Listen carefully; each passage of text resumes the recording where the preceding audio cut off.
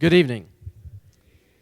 My name is Bill Arnold. I teach Old Testament interpretation here at Asbury Theological Seminary, and I would like to welcome you this evening to this special event on behalf of Seedbed, which is our publishing initiative who is sponsoring this event, and Asbury Seminary. We welcome all of you. I see a lot of students here. You know you're welcome. Also, friends from the university across the street. If you're from a local congregation, welcome. I have the great privilege of introducing a very dear and old friend of mine. Not only is he an old friend of mine, I've known him for many years. I think I have this honor because I've known John for so long. I met him in 1980 when I was a new graduate student, entering graduate student at Hebrew Union College. And John was in his last stages of dissertating, so that we entering students saw him as some icon that we hoped someday to be like. Of course, he was 5 years old and I was 2 at the time, so we were very young in graduate school. I thought about the way I would introduce John, so I'll give you the standard thing. I mean, he has he has degrees from Muhlenberg College and from Wheaton Graduate School, his PhD from Hebrew Union College in 1981. I also thought about bringing all of the books that he's written. On the web page at Wheaton, where he is now a professor in the graduate school, there are 19 books that he has to his credit. I thought about collecting all of them from my office and bringing them over here, but I didn't have a wheelbarrow available to get them all over. So I decided instead to bring, in good Hebrew inclusio fashion, the first book he ever published and the most recent book that he's published. And there's a story about the first book he ever published. I was in the library, or in the bookstore at Hebrew Union College one day, and I saw chronological charts of the Old Testament by John H. Walton. And I thought, I've just met a John Walton. And I went straight to another friend of mine who was also a new student, Brian Beyer, and I said, you won't believe what I just saw. I saw a book, a Zondervan book, written by a guy with the same name as our John Walton. And Brian said, you idiot, that's John Walton. And I knew right away that John was way ahead of the curve of the rest of us in his graduate studies. This is a book that's been around. It's still in print, John, widely used by students, chronological charts of the Old Testament. If you're really interested, after the lecture tonight, you can come see me, and I will show you his photograph from the mid-'80s. Which is really wonderful. It's that's a kicking mustache you've got there, John. So and I'll be happy to embarrass you with that. The most recent book that he has published is a Festschrift for his professor, Windows to the Ancient World of the Hebrew Bible, Essays in Honor of Samuel Gringus. This is, without doubt, the best Festschrift to be released in the past 5 days. So we want to congratulate you, John, on that work as well. There are many, many other books he's written. He's going to be sharing the fruits of his research and writing with us tonight. I know you're going to welcome him with me to Asbury Seminary.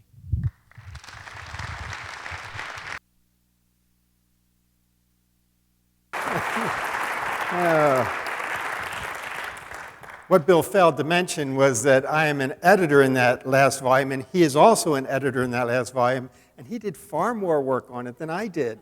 Okay, but yeah, so it's out. So, well, welcome. Thanks for coming, and I hope we have a good evening together as we discuss some important information. People believe there's a war out there, that you've got science and you've got the Bible, and that they make claims that are contradictory to one another, and therefore we find ourselves in the very awkward position of having to choose and to try to figure out where we stand. And it's not a controversy that's just inside the halls of the church. It's a controversy that's out there, everywhere out there, this conversation. And so we have to talk about this issue and to figure out how we come down on it. And so this presentation called Origins Today, Genesis Through Ancient Dyes, is a way for us to talk about it. One of the things we want to decide is there really a war? And if there is, what's the shape of it? How does it all come down, and how do we try to make our decisions? I've been traveling around. I've had the great fortune to have some funding and traveling around with this material over the last year or so. And I spent a week or so in various countries in Eastern Europe presenting this information. And they too, even though it's not the American shape of the war, but they too feel that warfare issue, because as they were under the influence of communism for so many decades, they came to think that atheism, communism, and evolution kind of all go together. They were bundled tightly. And it was very hard for them to think outside that box. Different shape of the war, but still the war. Now, if we're going to think in terms of the war mentality, we have to try to make sure that we understand what position each side takes. Okay, what claims are being made, so we can examine exactly what's going on with all of that. And so we need to take a look at those claims, and tonight we're going to spend time looking at the claims the Bible makes. I'm certainly not here to talk about the claims that science makes. I'm not a scientist, and I don't have any scientific position to present, any scientific position to defend. So science is not the topic for discussion. The topic is going to be the Bible and what claims it makes. In the end, I'm a text guy. That's my training. I spent my life trying to do careful exegesis in the biblical text and trying to understand the texts of the ancient world and how they can contribute to our understanding of the biblical text. So that's going to be our focus, to try to understand the book of Genesis through ancient eyes. And that doesn't mean ones that need trifocals. It means thinking about the text as an ancient document. It's not a bad thing that we want to try to see how the Bible fits into our modern questions, modern issues and concerns. That's not a bad thing, but it might be a little more problematic if we're thinking about the Bible as if it is a modern text. So, if we're going to start talking about the Bible's claims, we need to start right at the beginning and talk about the issue of biblical authority. How does that all work?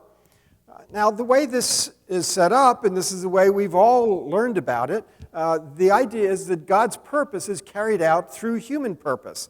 We've got a dual authorship going on here, human and divine. And God decided, apparently, since it's what we've got, God decided that he was going to communicate through particular human beings in a particular language, a particular culture, particular time and place.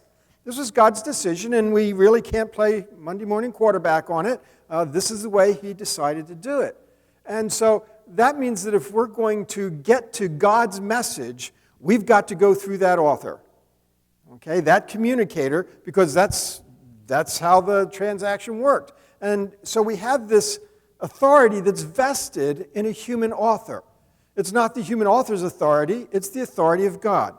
But we have to go through that author to get it, and that means we have to understand what that author is communicating, because what he's got to say in his time and place, in his language, to his audience, that has authority. And that's what we need to get to. Now, through this, we come to understand that the Bible is written for us, but not to us. Boy, I say that so often you'd think I wouldn't stumble on it, but every once in a while I do. The Bible is written for us, but not to us.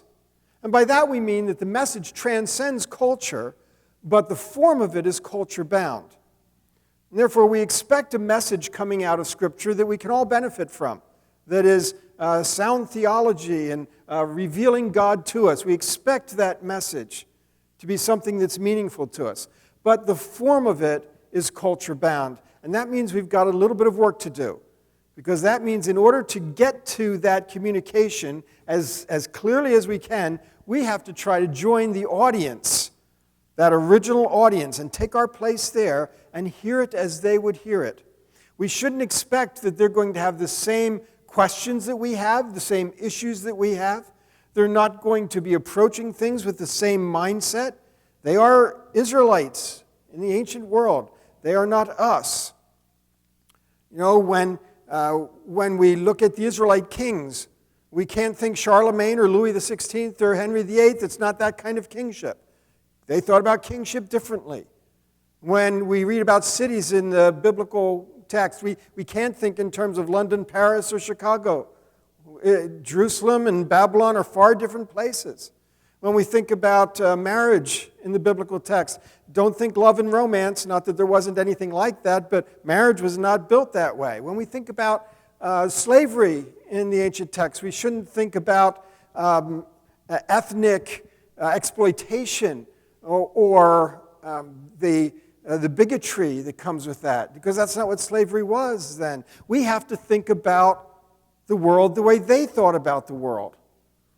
Okay, and so we have to try to accommodate to that world, else we're likely to impose our way of thinking on the text without knowing it, distort the text.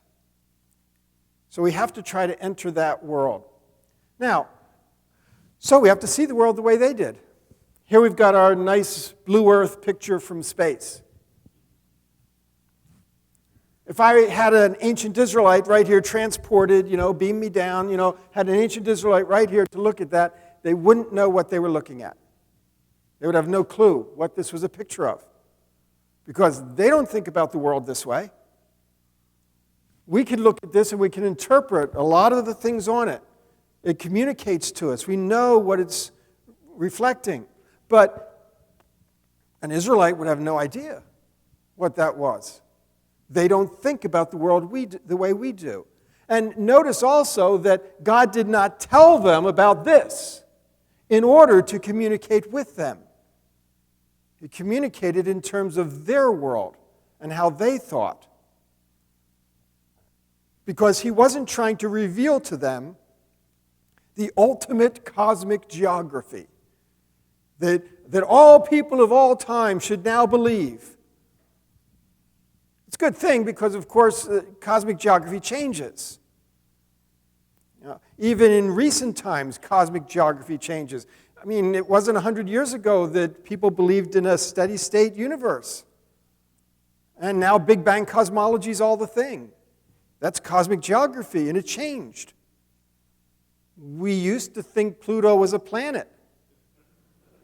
Oops. Things change. I was at a conference about a year ago, and there was a UCLA astronomer giving a paper, and he said, "You know why Pluto's not a planet anymore?" No, tell us, please.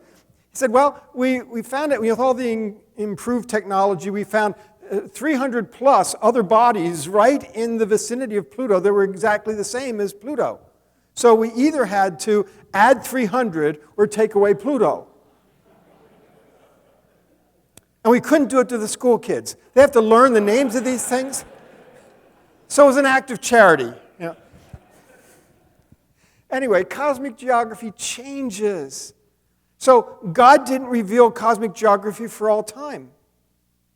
Okay, now, so how did people think in the ancient world? See, that's the question we have to ask. How did they think about the world back then? Well, let's start with Egypt. The Egyptians, this is from an ancient tomb painting, and on your right is, my son's an artist, and so I get him to help me sometimes and draw pictures that kind of help me communicate things. So that's kind of a more modern rendition, but basically the same picture. I don't know about you, but that I get that more than this. But let's talk from this one here. This is a picture of how they viewed the world. This is the solid sky, the dome of the sky, stars emblazoned on her body. Her name's Nut, okay, and she holds back the waters above. That's all of these. That's the waters above. The solar bark is sailing across the skies. There's the sun god. And this, the sky is held up by the air god, Shu. And here we've got the earth god, Geb, prone across the bottom. The Nut and Geb used to be married. It didn't work out so well. But every once in a while they get hankerings to get back together. And so Shu's got a tough job kind of keeping them apart. But at any rate, you can see that their view of cosmic geography is filled with the gods. That's because we put into a cosmic geography those things which are most important to us. There's prioritization going on. What parts of it do you picture, and how do you picture them? And so we learn a lot by looking at someone else's cosmic geography. And so they've got the gods all through it. That's not a picture of the material cosmos, although it reflects kind of how they thought about the material cosmos, solid dome of the sky, stars emblazoned on the body. I mean, it reflects some of that, but it's really not intended to be a material picture. Okay, they didn't believe that if they walked too far, they would step on her toes or something. It wasn't that kind of way of thinking. But it's filled with the gods. Now, of course, the Israelites wouldn't have this kind of picture. Okay, how would the Israelites think about theirs? Unfortunately, they left us no tomb paintings, so we're kind of stuck producing our own. Again, I got my son to help me on this one. And we just really went through the biblical text and took all the things that were there and tried to reflect them in the picture. Now, here we've got the heavenly temple with its foundations on the waters above. We get that out of Psalms. It's sort of connected to the earthly temple. We've got the solid dome of the skies holding back the waters above, and we've got the waters below. We have a single continent. We have the sun, moon, and stars inside the solid sky. We've got the pillars of the earth reflected here, Sheol, the netherworld, dangling down below, and Leviathan swirling around in the depths. All of it coming out of biblical text. Now, that's a lot different from the Egyptian one, but what you should notice is that it's more different from ours than it is from theirs. To say that another way, if an Egyptian looked at this, they'd know exactly what it was a picture of. And if the Israelites looked at the Egyptian one, they'd know exactly what it was a picture of. But either the Egyptian or the Israelite looking at ours, they would have no clue. This talks about the commonality that is shared among those who lived in the ancient world, even though they have very distinct differences. And we typically discover that when we're comparing between Israel and the other nations around them. Now, if the Israelites thought about the world around them something like that, we have the important question to ask. When God communicates to Israelites, whose cosmic geography does he use? Do we expect God to use our cosmic geography? If so, would he count Pluto as a planet or not? Did he use medieval cosmic geography, Hellenistic cosmic geography? How about the cosmic geography of 100 years from now when we get smarter? No, because cosmic geography always changes. There is no right cosmic geography. And so God just uses theirs.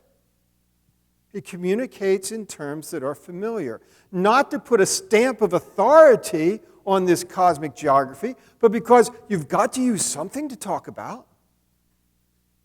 God wasn't trying to give authoritative revelation about cosmic geography, but he had to use cosmic geography to talk about the things that he is saying with authority. So, as we learn about the way Israel thought about the world, we have to read texts in light of how Israel thought about their world. Now, not only do we have to think about the world the way they thought about the world, we have to think about the text the way that they thought about the text. Remember, if the authority is vested in this ancient author, then whatever he meant by the words is what they mean. The text can't mean what it never meant. And therefore, we are not free to give new meanings to words to accommodate our kind of thinking. We can't say, well, the Bible says that God stretched out the heavens. Big Bang cosmology. They didn't know. No, that doesn't mean Big Bang cosmology. You can't give meaning to the word stretch out the heavens that it didn't have for the author. Now, let me give a little caveat to that. If you found a New Testament author that said, yeah, when they were talking about stretching out the heavens, it was Big Bang cosmology, go with it. But, that doesn't happen.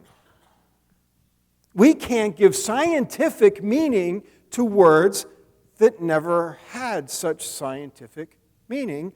Otherwise, we empty it of authority. because now suddenly it's what we want to mean by it, instead of what the author who had authority vested in him meant by it.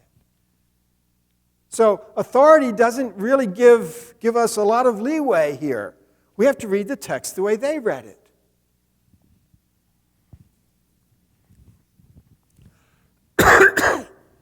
Now, as we proceed trying to think the way that they thought, we find out that we've got a little thing to get over here. We have these categories, natural and supernatural, and we're comfortable with them. We talk about miracles, we talk about intervention, all of these concepts that have to do with understanding this divide between natural and supernatural. But that's our categories. What are their categories?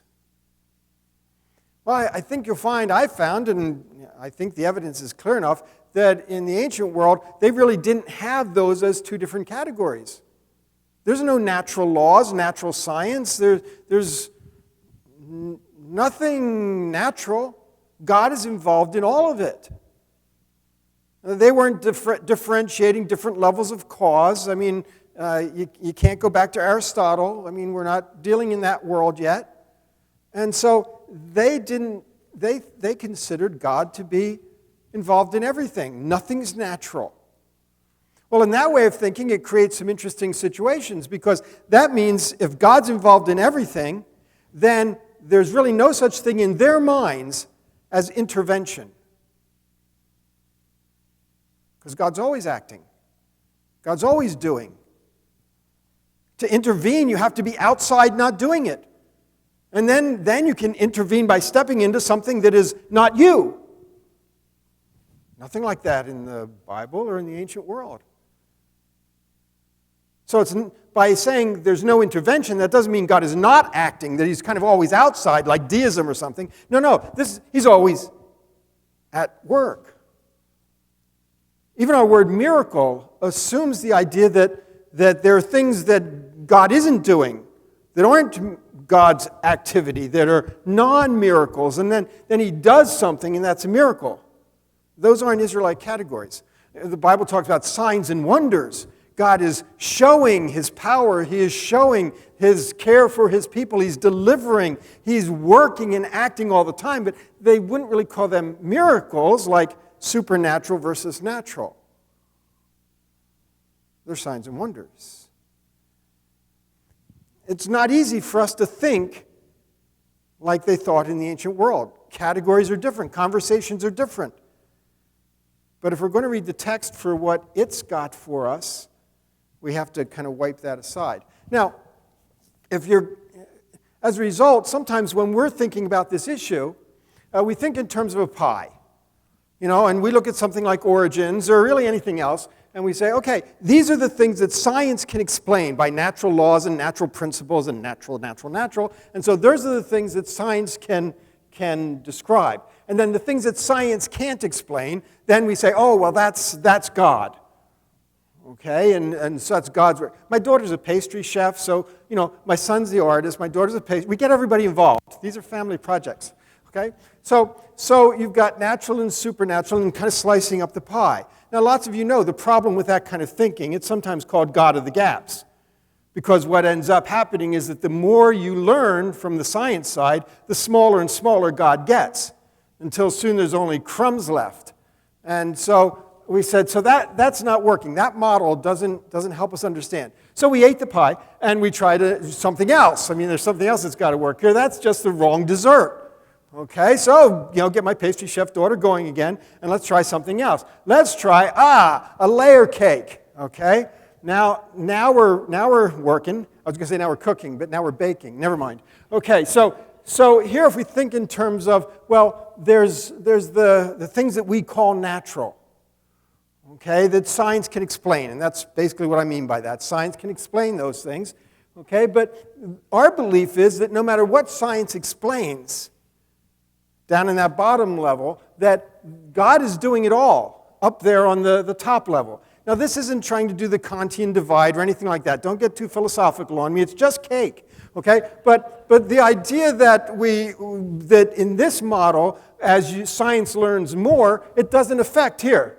Science is just learning more about what's going on down at this level. Science really can't address much up at this level. And no matter what they find, it's still describing what God is doing. Just a different model. Okay, so when we think about this science and Bible kind of thing, remember that it's not a case that we have to keep making God smaller all the time. Now, a couple principles I want to give you that will help. First of all, observation of natural cause and effect, and this goes back to the cake model, does not remove God from the picture. Just because you can explain something naturalistically or scientifically doesn't take God out of the picture. Psalm 139:13, you knit me together in my mother's womb. That doesn't rule out all of embryology. Okay, that doesn't make OB-GYN specialists apostate atheists. We don't picket their offices or anything. It's everything that they learn about the growth of the fetus in the womb is simply telling us more about the ways in which God knits us together in our mother's womb. These are not mutually exclusive claims. See, we're examining claims here. The claim the Bible makes is not really in conflict with the claims that scientists make. Both can be true. In that sense, there's no conflict. So we have to understand that just in principle, this can work out just fine. Okay, secondly, I would claim that there is no scientific revelation in the Bible. Now, by scientific revelation, what I mean is, does God give the Israelites any information that changes their minds about how the world commonly, regularly works? I'm not talking about things we call miracles here. Okay, but does God give them information that kind of lifts them to the next level of how the world around them regularly, normally works? And I can't find anything that offers that kind of understanding. God does not upgrade them scientifically. Example with the heart. In the ancient world, they had no understanding of the physiology of the brain. They knew it was there, of course, when the Egyptians mummified. They took out everything that was important to preserve the real person. And for the Egyptians, that was the entrails. That's the kidney, the liver, okay, the intestines. Those things came out, were treated very carefully because that's where the real person was. Brain? No, hook up the nose, pull it out, throw it away. It's gone, meaningless. So they had no understanding of the physiology of the brain, and they really had no understanding of the physiology of the kidney or the liver. They thought that the physiology of what we know as the physiology of the brain was connected to the kidney and the liver and the heart, even the stomach. I still sometimes think with my stomach, but that's not physiology. So we have an uninformed physiology. And when God talks to the Israelites, He doesn't upgrade them. He doesn't tell them really, truly, they think with their brains. There isn't even an ancient Hebrew word for brain that we know. They probably had one, but we don't know it. When your Bible talks about the mind, all your heart, soul, mind, that's the word for entrails. Translators helping you. So they don't upgrade. God talks about the heart as the center of emotion and thought and intellect and will. It's the heart. God doesn't upgrade them and say, well, no, it's just a blood pump. He adopts the physiology that is familiar to them. And as a result, then, God is not trying to endorse with His authority a certain physiology. Good thing, we'd have some problems. But He does use it as a framework for communication. And in that way, the Israelites think like everybody else in the ancient world about physiology, and God doesn't change it. Now, that brings us to an interesting dilemma. That is, we have to carefully consider what scientific claims the Bible may be making. After all, if there's no scientific revelation, if this is not a science textbook and is trying to teach science, if there's no upgraded science in it, is it making any scientific claims with authority? We have to ask the question.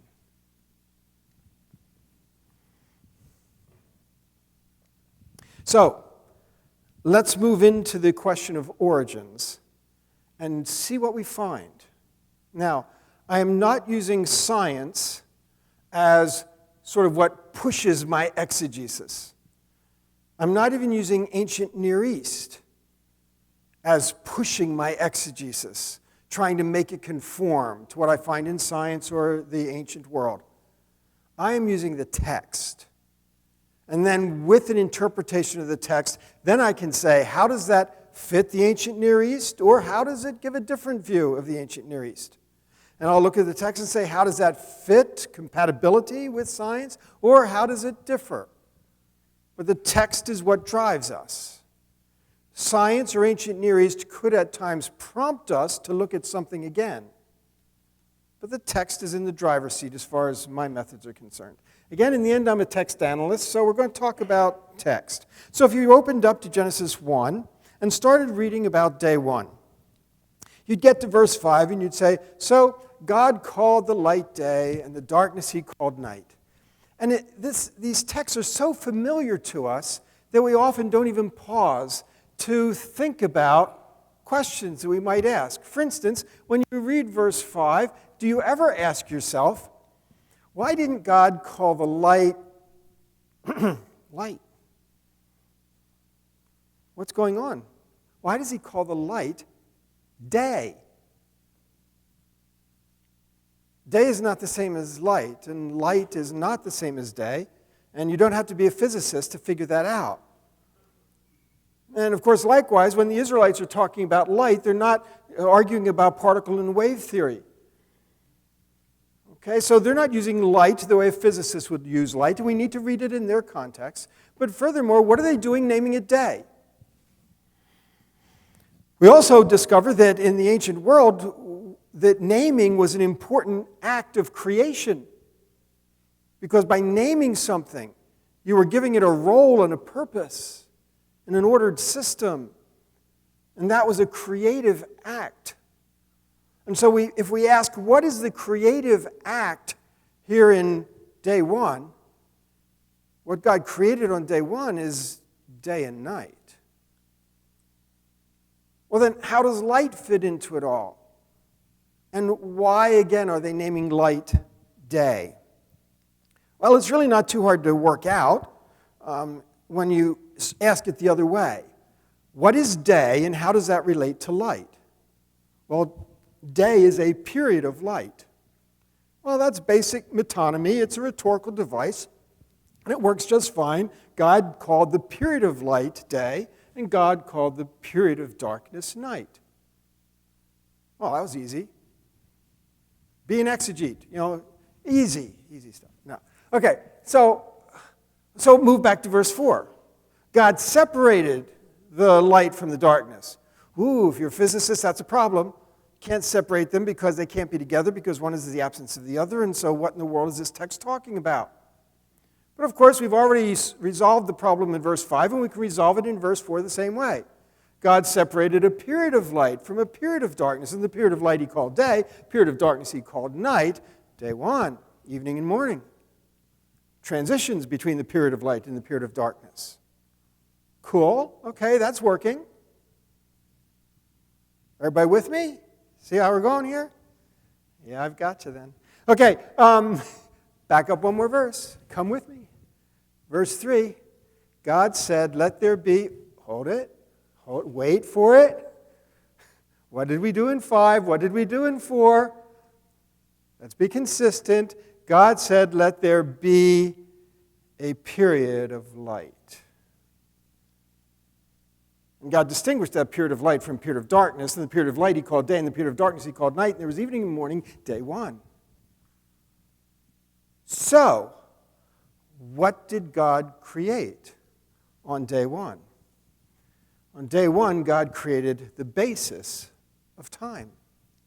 Alternating periods of day and night. Alternating periods of light and darkness. And that's the basis for time.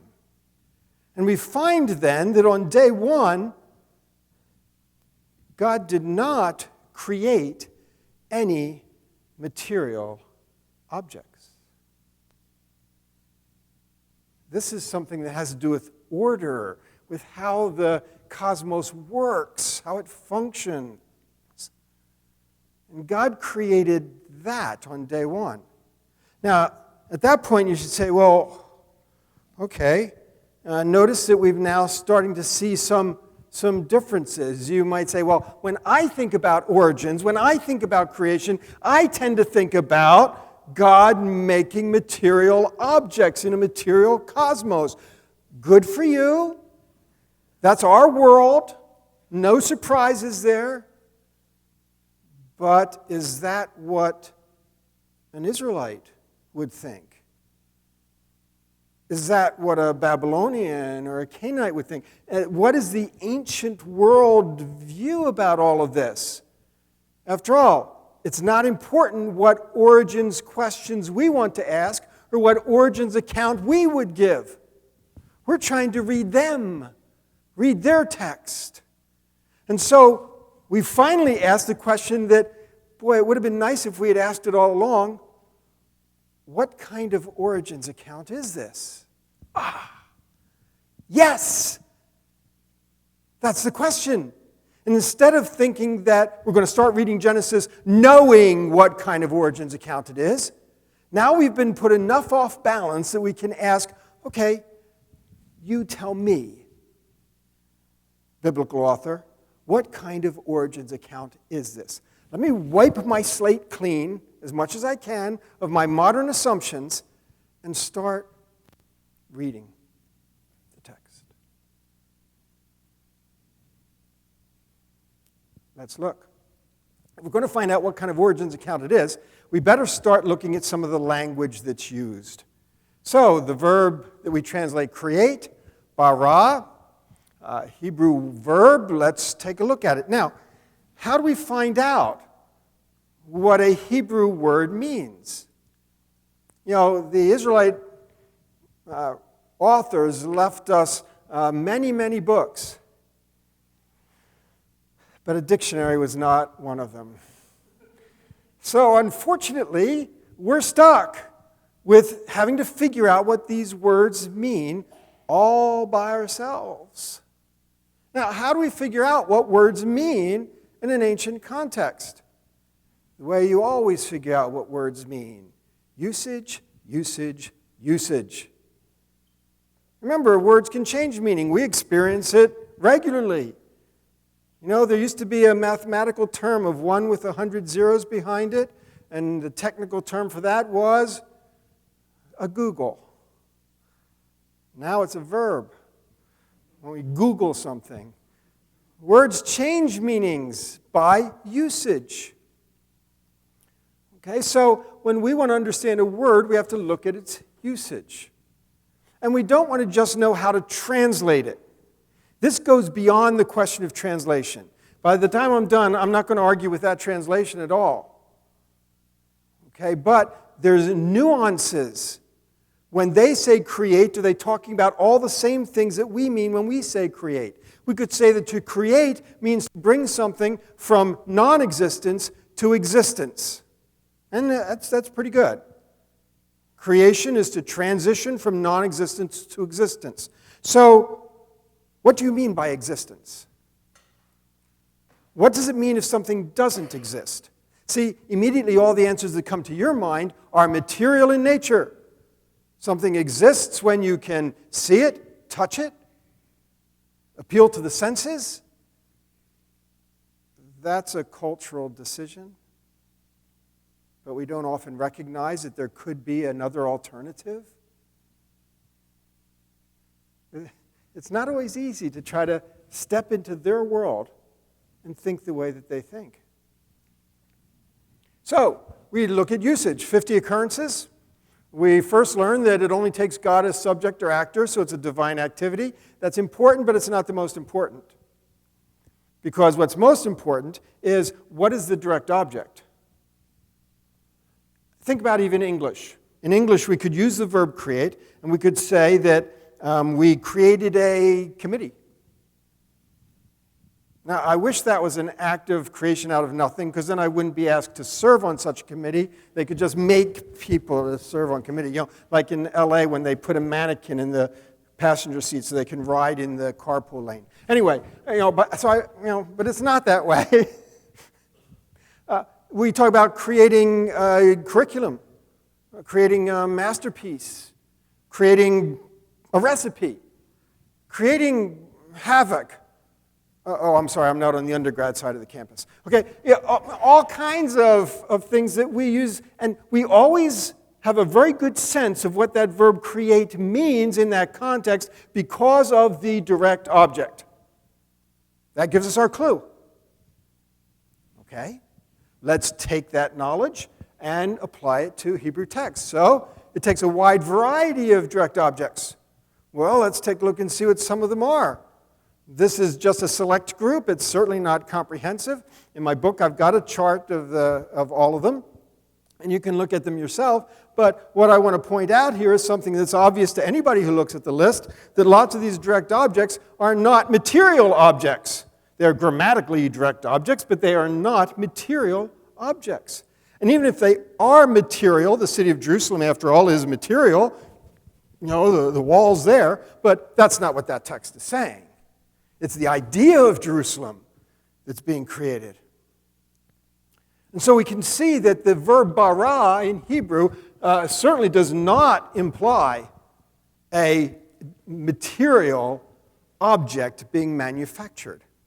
That means we have to be careful with our contexts and see what kinds of things are being laid out. Here you can see that many of these have to do with organization, order, function, things of that sort. I mean, here God's creating darkness. Certainly not an object.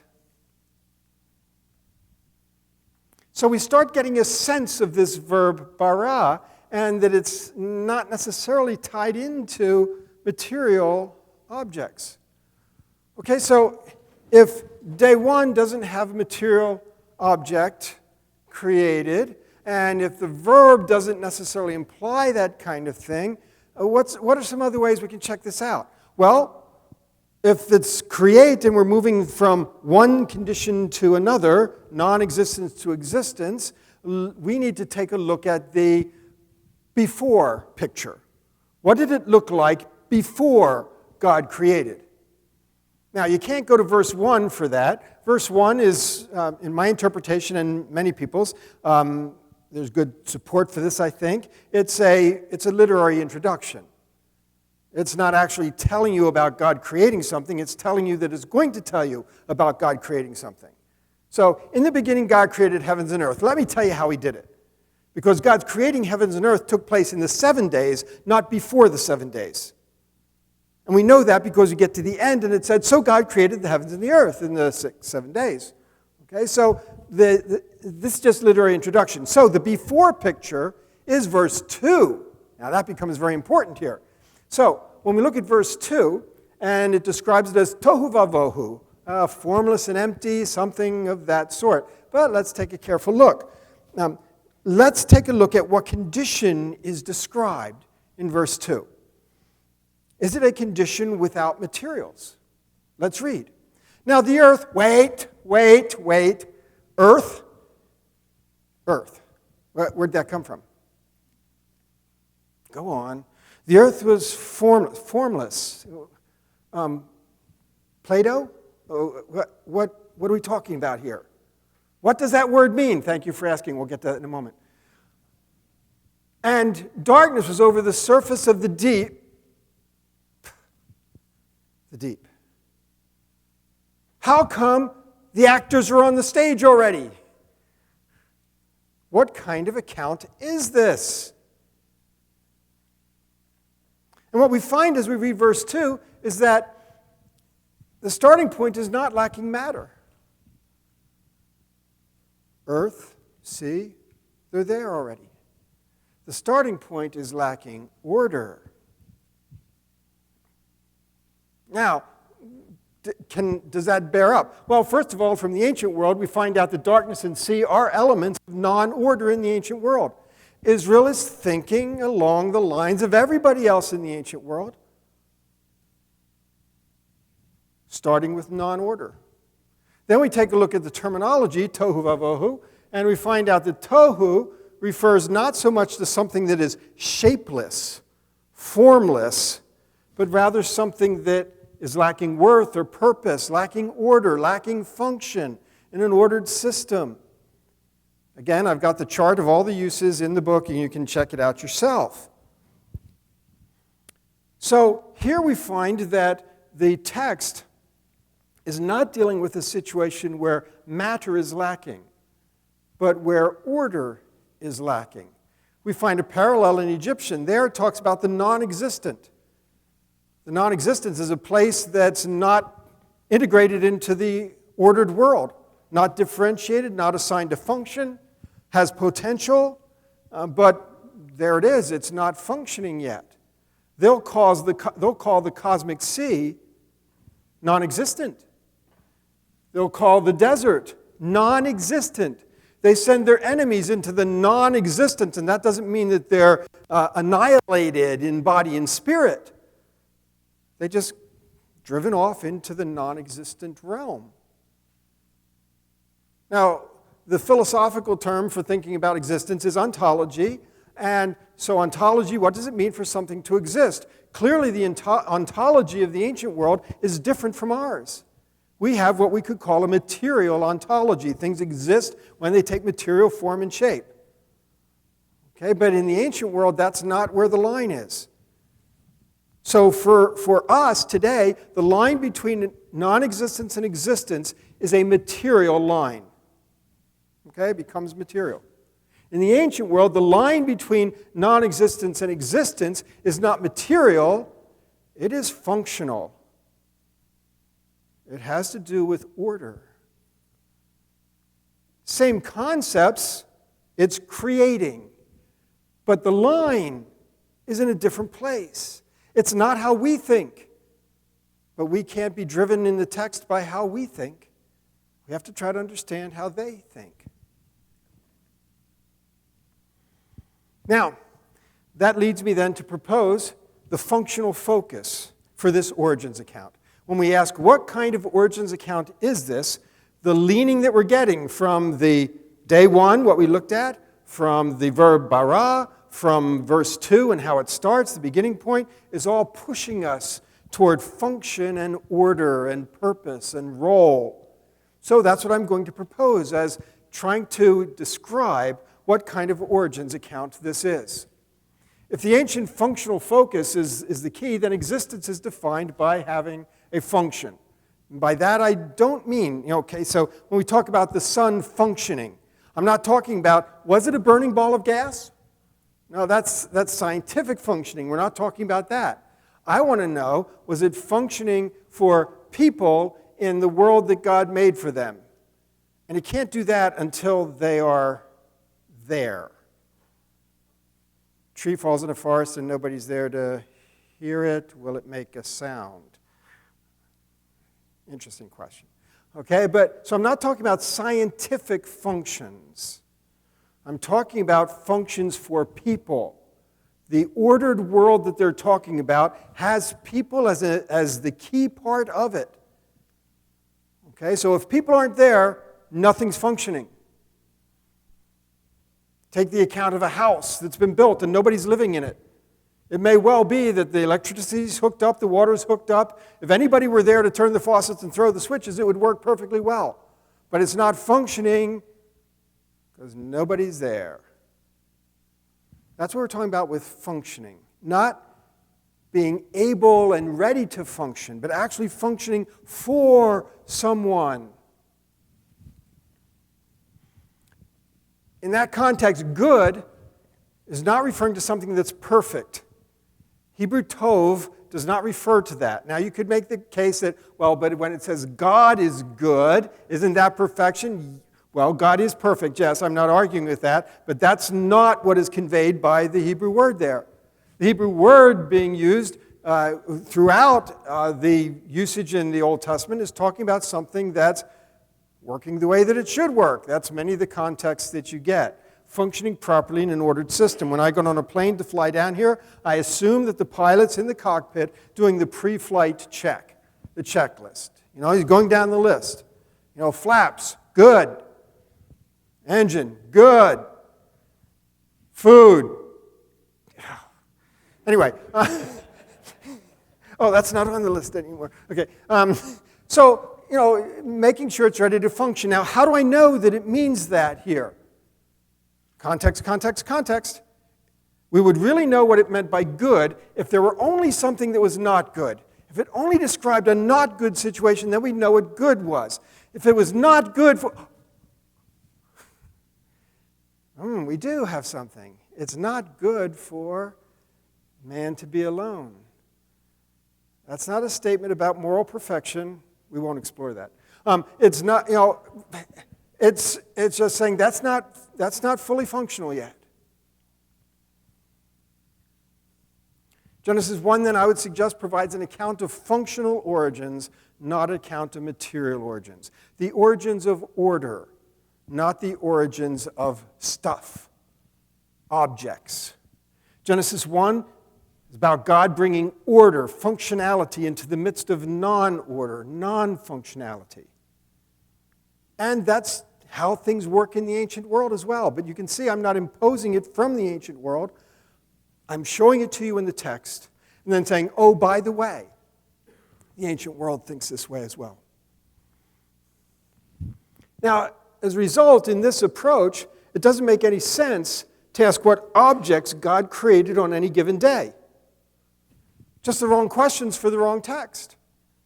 The text is not talking about objects being manufactured. The text is not concerned with the existence of matter. Those questions are immaterial. Yeah. My students somehow learn to live with it, Naming and separating are principal acts of creation. We don't think of them that way. But this is throughout the ancient world. These are the terms they think in. To give something a name is to give it a role and a purpose in an ordered system. To separate it out from other things distinguishes it for having its own role, its own place in an ordered system. These are creative acts.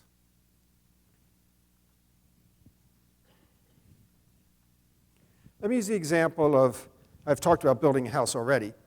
So let me use this example. We like having students over the house, and lots of times they'll ask about our place, make observations about it. And when they ask me about our place, they don't want me to describe the plumbing and the electrical wiring, the material of the roof and how old or new it is, and the foundation, the heating, air conditioning. No. They're not asking that question. Now, when we think about the cosmos, if we talked about the cosmos as a house, that would be the material cosmos. And of course, that's the way our world likes to think. We like to think about the origins of the house, the material aspects of the cosmos. And I'm glad we do. I'm glad science does those things because that helps us understand our world better. That's a good thing. Okay, but that's a certain kind of question. And of course, what we've learned as we've learned more about the universe, the expanding universe in which we live, is that in this house story that science helps us understand, we are largely insignificant. I mean, even our galaxy is insignificant in the stretches of the universe, not to mention our solar system or our planet or our continent or our city or me. And the house story makes us feel a little bit puny. A termite's egg in the... Anyway, okay? I won't press the analogy. Okay? So, but the house story is important to us. That's one story of origins. But see, when my students ask about our place, they don't want to hear the house story. When my students ask about our place, they want to hear the home story. They don't want the origins of the house. They want the origins of the home. They want to know how it became our place, how it works for us, how long we've been there, and they want the home story. It's an origin story, but it's a different origin story. See, when we come to a biblical text, we have to ask, which origin story are they telling? There's any number of different origin stories you could tell, and we know which one we have interest in because of our scientific mentality, because of the issues of the day and the arguments we have. Conversations. So we know what our world is, but we want to know what their world is. What origin story will they be inclined to tell? What origin story are they telling? What origin story has most significance to them in their world? We have to ask those questions. Let me give you an example. So, say there was a big play that was showing in Cincinnati, and a couple hours away, but somebody had extra tickets, and they gave you the tickets.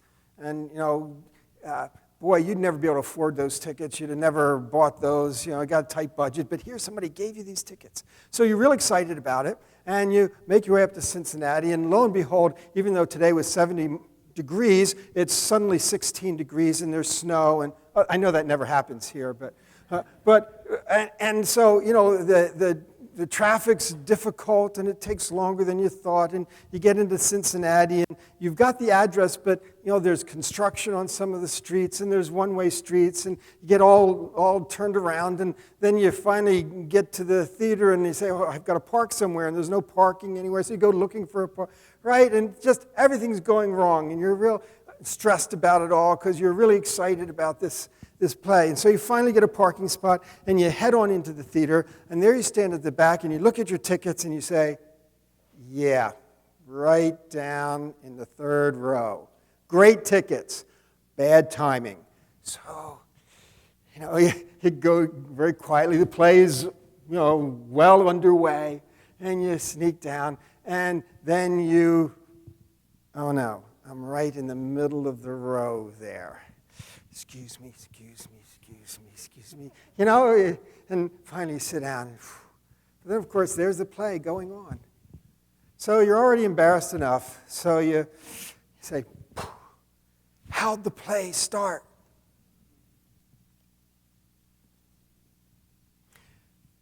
Well, the gentleman next to you says, this theater was built in 1921.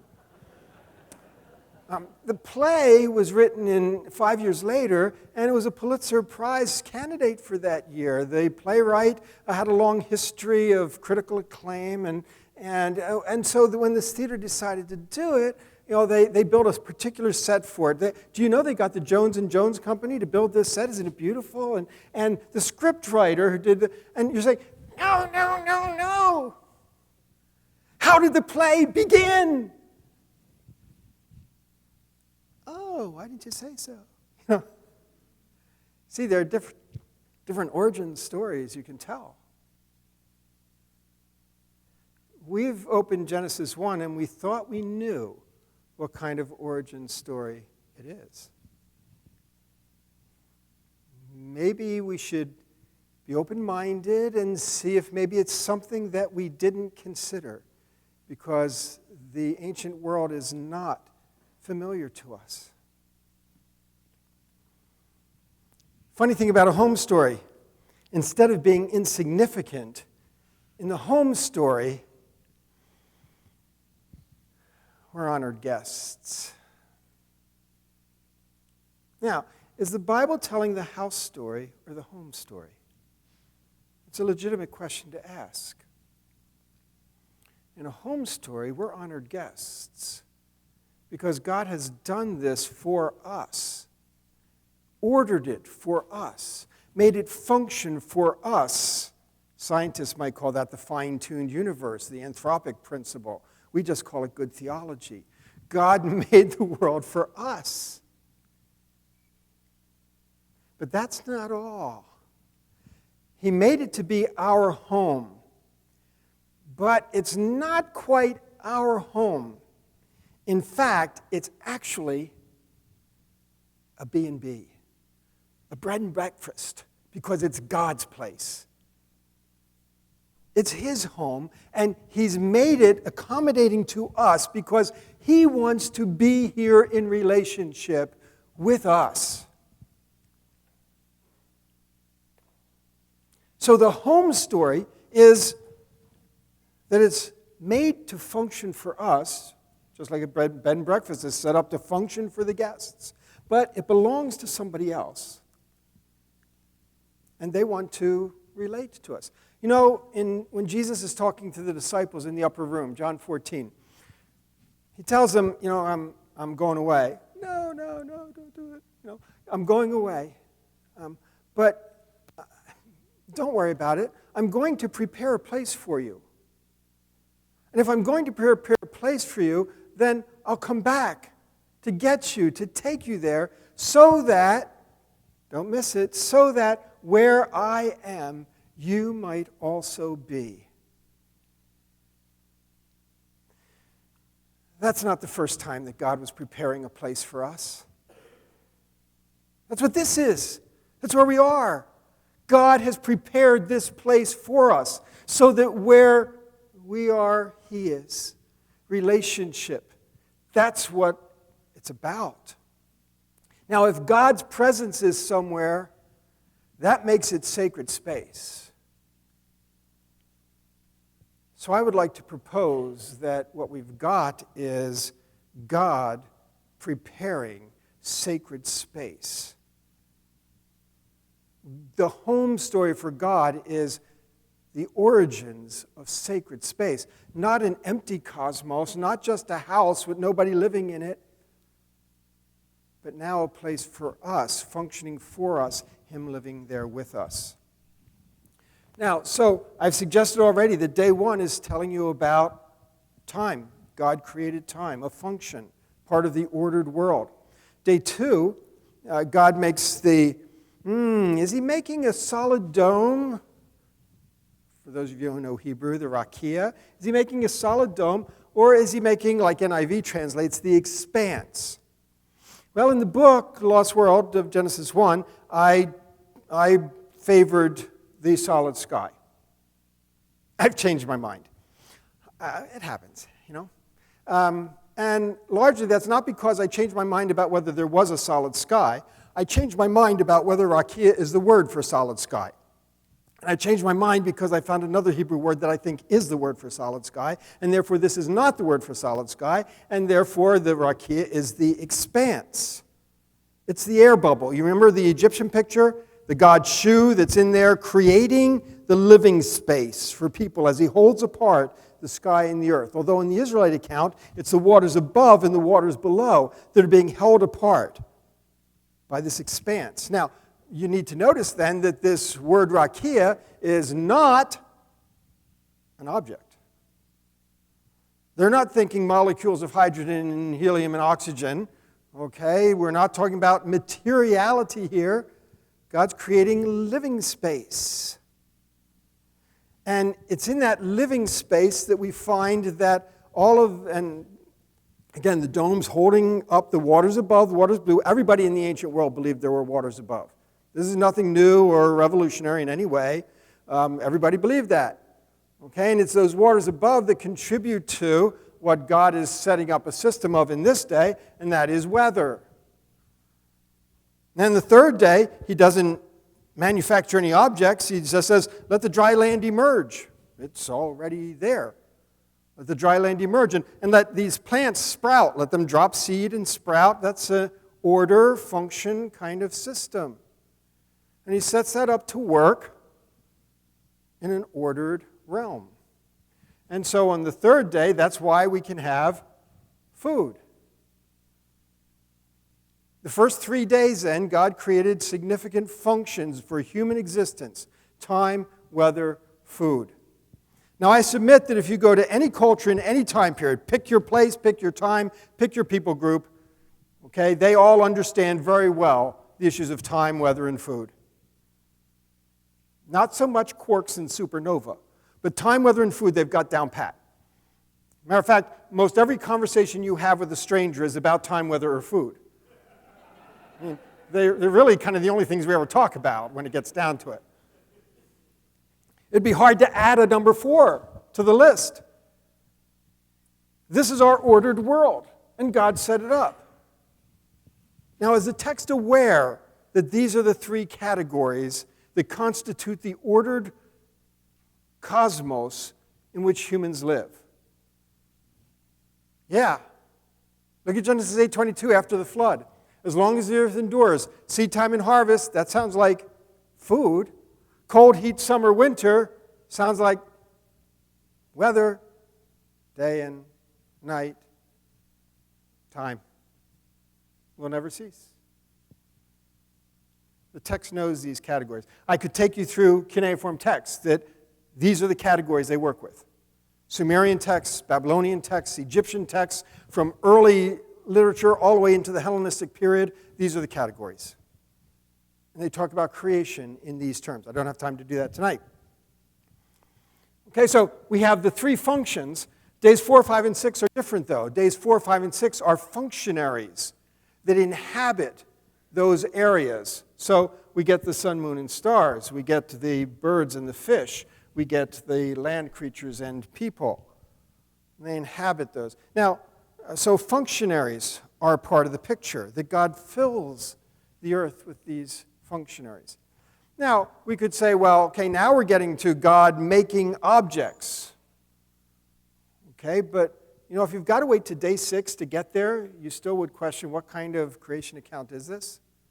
I mean, you say, but what about day 4? God made the sun, moon, and stars. Question. When we think about the moon, we say, oh, well, that's a rock in orbit, 375,000 miles away on average, pocked by the asteroids, reflecting the light of the sun, rotating, revolving. Those are all it doesn't go through our mind, it's so subconscious, but this is how we think about the moon. It's a material picture of the moon. Do the Israelites know any one of those details? No, they don't. Okay, so when they talk about the moon, what are they thinking? What's their material picture? No, not green cheese. Try again. What's their material picture? No. They don't have one. They don't know the moon is an object. Same with sun and stars. They don't know they're objects. Well, what do they think they are? Exactly what they call them. Lights. So when the text talks about God making sun, moon, and stars, the Israelites are not thinking God's making objects.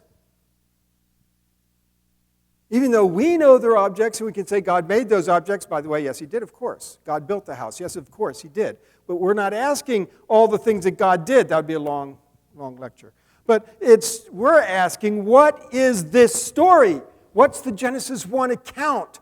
What origin story are they telling? It's not about objects.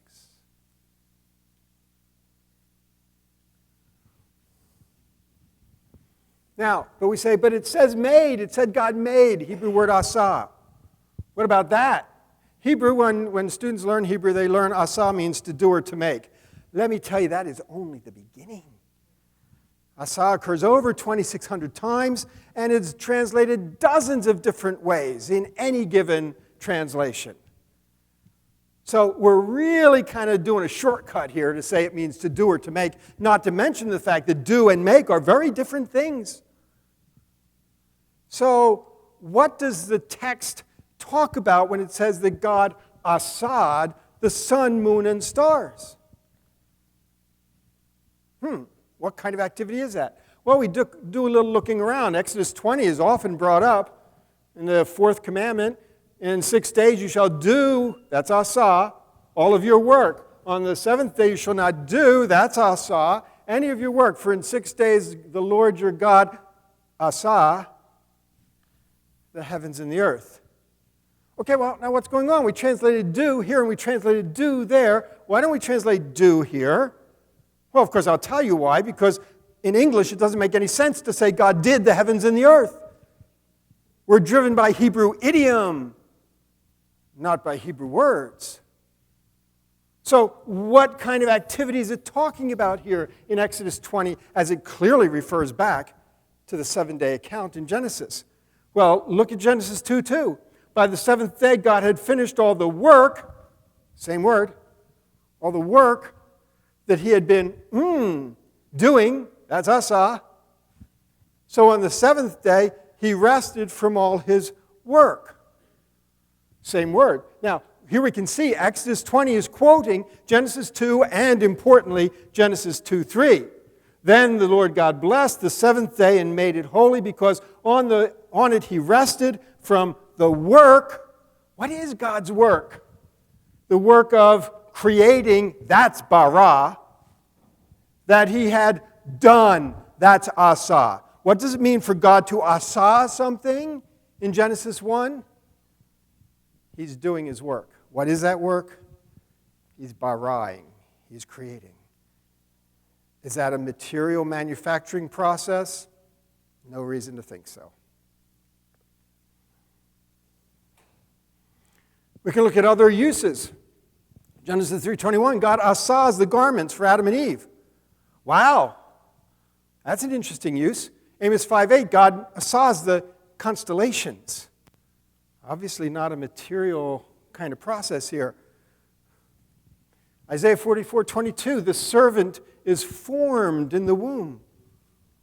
Often involves supervising, commissioning, delegating. Job 37:2-13, lists of what God does, asa, is filled with functions.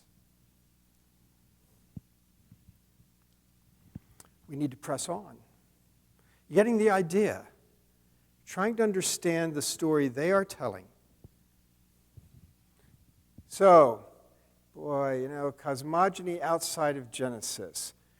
Formed summer and winter, created north and south. Mountains born, world brought forth, planted the cedars. These are all creative activities. Created waters above the skies.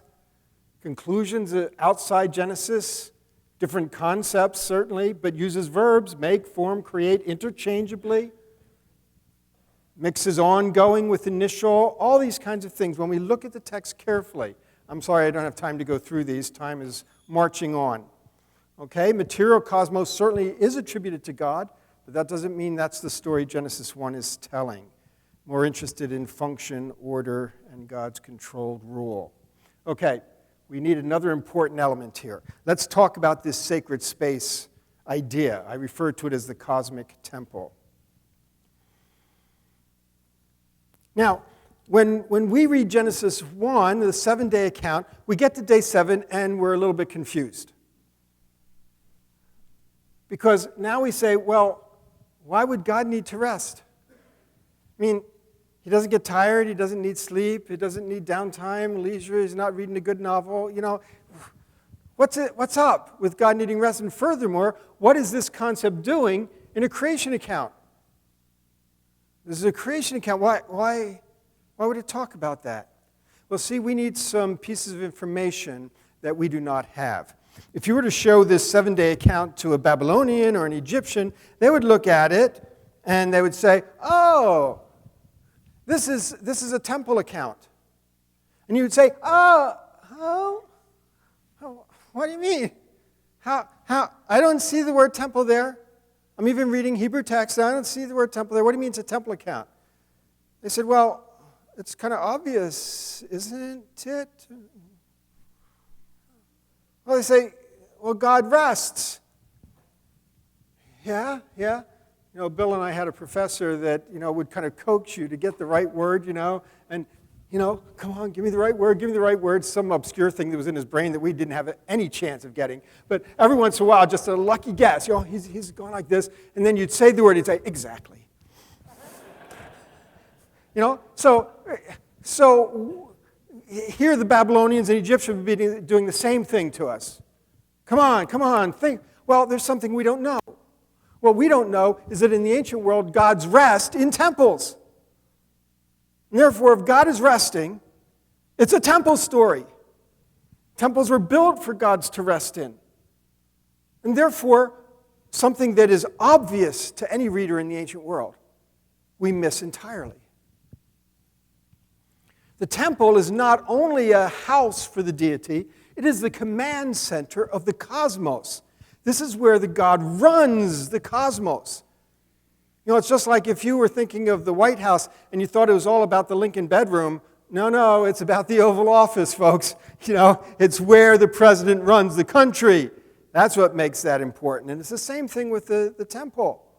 This is where God runs the company. It's the country, the cosmos. It's the hub of operations.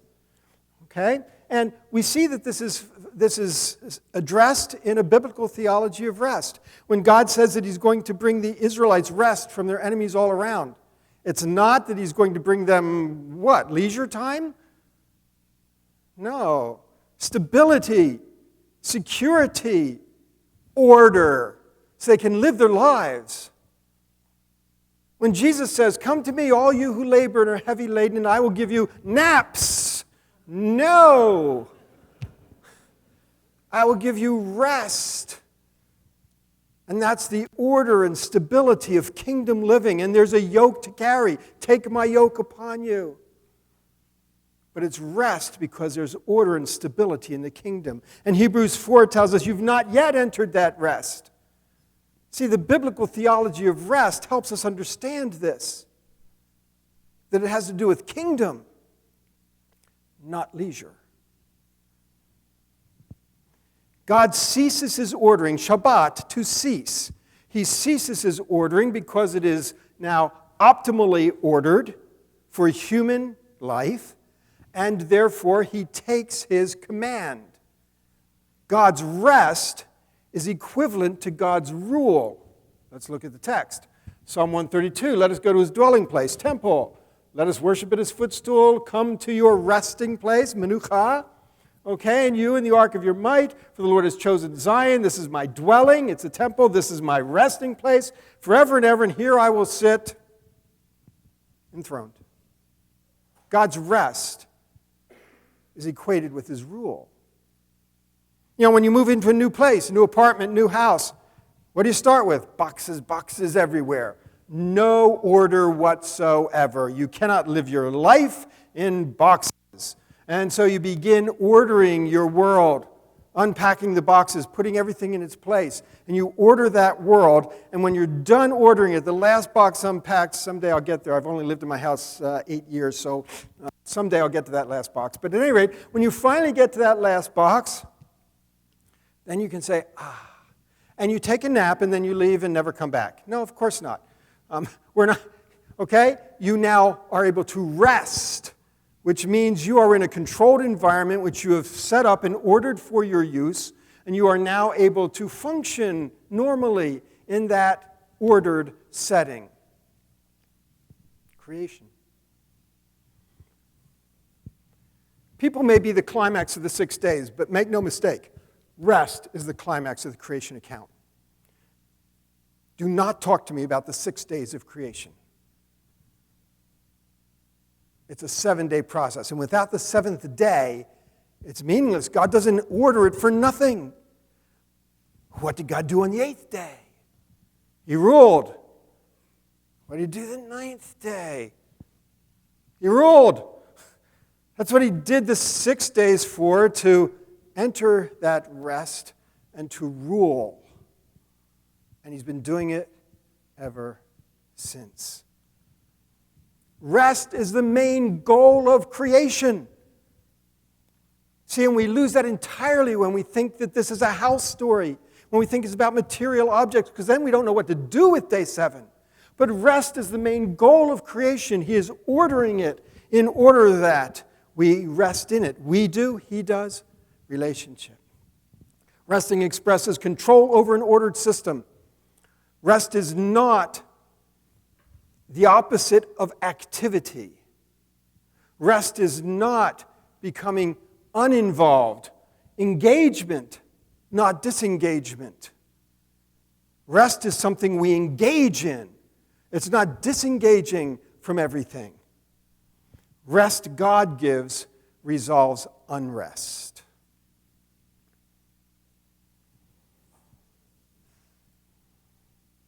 That's what this origin story is about.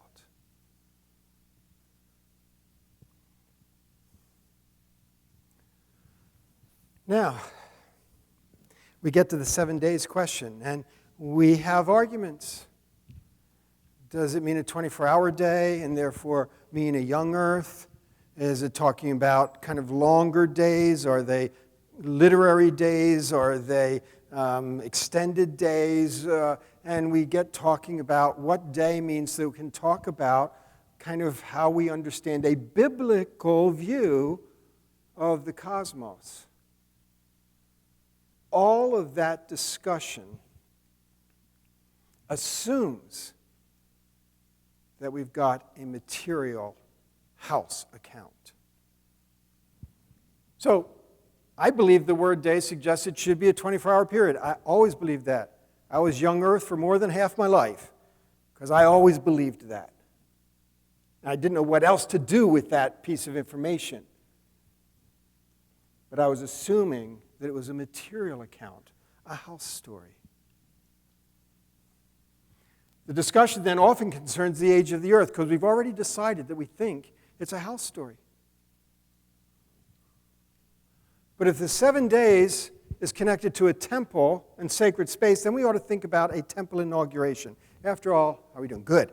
After all, when Solomon built the temple, he spent 7 years building the structure, the house. And we've got the house story in part in 1 Kings. But then, when that's all done, and you sit there and look at it complete, is it a temple? I know it's late, but shake your heads this way, okay? No, it's not a temple. And why isn't it a temple? Well, God's not in it. A temple isn't just describing a structure.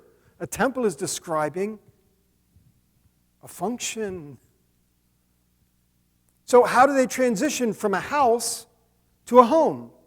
From a building to a temple? Well, that takes place in an inauguration period. And in that inauguration period, follow this, they proclaim the functions of the temple. They install the functionaries of the temple. Have a familiar ring to it? God takes up his rest in it, and it becomes the place of his rule, of his home with people where he can relate to them. So, if we're talking about sacred space and the inauguration of sacred space, if 7 days is like a temple inauguration, then objects aren't being made. I mean, golly, they're not going to go into the temple dedication and they're still trying to put together the building. If the days are concerned with bringing order rather than making things, the 7 days has nothing to do with the age of the earth. In that case, the Bible is not making any claims about the age of the earth. If the Bible were making claims, I'd stand right up there and say, yes, I believe that. Again, for more than half my life, that's where I was. But if we're not dealing with the material account, then it's not making those claims, and therefore the 7 days has nothing to do with the age of the earth. Now, that doesn't mean that science, therefore, gets to rule and whatever it says is fine. Maybe you still think, even if the Bible doesn't say anything about the age of the earth, maybe you still think it's young. Fine. But don't say that that's because that's what the Bible says. Okay? If you think the science supports a young earth, go for it. I'm not a scientist. Furthermore, if you think that, I'm really out to lunch and this is a crazy man speaking up here, and that you can't see that there's any sense of possibility that the Bible is talking about what I'm suggesting, and that you really believe the Bible is a house story, stick with it. We have to stand by what we believe the Bible is claiming. I'm only asking you to consider information that I'm putting on the table. I'm not here to persuade anybody. There's going to be no altar call, four verses, no card signed at the back, okay? I'm not trying to persuade. I'm trying to give information that might be useful to some of you. Maybe some of you not at all. But this is an important conversation to have. It's important for 3 reasons that I'd like to suggest. And with this I conclude. 3 reasons. First of all, it's important because the church isn't necessarily doing a very good job with certain aspects of ministry. We've got science people, science professionals, science teachers, science students, all riddled through our churches. How are we doing at serving them? I've got a colleague in biology, and when she goes to a church and they start asking about her, the minute she says, I'm a biology teacher, she knows exactly what the next question is going to be. And she dreads it. Because she said, the minute I say anything about that, I am going to be marginalized. And suddenly, I am not a worthy member of that congregation anymore. We're not doing a very good job ministering to Christians in science. As a matter of fact, we tell our kids not to go into science. It's the devil's playground. And so no wonder science is filled with non-Christians. We're not doing a very good job of ministry. Secondly, we're not doing a very good job of evangelism. There are plenty of people out there in our universities who are intrigued by Christianity because they are intrigued by Christians that they have come to know and that they respect. And then they get the message from wherever that, oh, well, if you become a Christian, you've got to give up all of those scientific conclusions that you believe. And we end up adding to the gospel something that's not there. The age of the earth and human origins and name all your other issues are not, we can't encumber the gospel with those things. They don't determine whether you are in the kingdom or not. And so we end up having obstacles to our evangelistic conversations. And finally, you can guess number 3, we've got a basic problem with attrition. Young people leaving the church by the droves because they grew up being told that there's a war and that you've got a choice to make. And if you choose science, you've rejected the Bible and rejected theology and rejected Jesus, and you're out. And they've bought that. And then they go off to college, to university, and they are given an explanation that sounds pretty persuasive to them. And then it's that uh-oh moment. The science makes sense to them. But they've been told they have to choose and that it's a war. And so they say, well, I guess I'm not a Christian anymore. Because I believe that the earth is old, or because I believe in the human genome and what it suggests. And so the back doors of the church are just, people are getting trampled, running out. Does it really have to be that way? What claims is the Bible making? Are we sure we've got them straight? Is the war what it's made out to be? It's been made out to be a war from people on the right, from people on the left.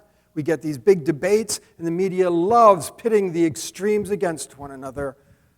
Is that really what we're doing? Is the war what we think it is? Final story. Some of you might know it. There is a Japanese soldier. He and his squadron were put on an island to defend in the Pacific in World War II. And one by one, they were marginalized or died or got killed or something, and there's just one guy left. And but he was given that job. He did that job. He's working that island. He's protecting it. And the Armistice Day came, and the war ended, but he was not told. And they tried to tell him. They dropped the leaflets. They tried to send messengers in, and he didn't believe any of it. Didn't believe the leaflets. That's propaganda. Didn't believe the messengers. You've been bought. And he just kept fighting his war. 1973, he finally came out and acknowledged that he had been wrong. See, he wouldn't believe the war was over. As Christians, as thinking Christians, we've got a lot at stake. And we have to consider carefully what the biblical text claims. And if we do that, we may just find out that the war is over.